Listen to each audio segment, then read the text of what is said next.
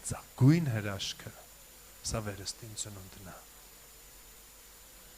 Մի հատ գաղտնիք ասեմ։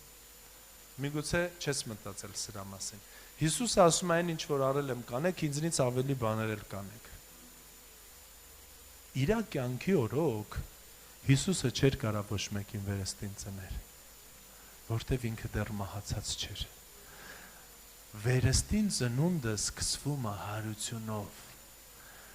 Դու որ ավելի բաներ ես անում, սա է, դու քարոզում ես ավետարան, մարդը վերստին ծնվում է։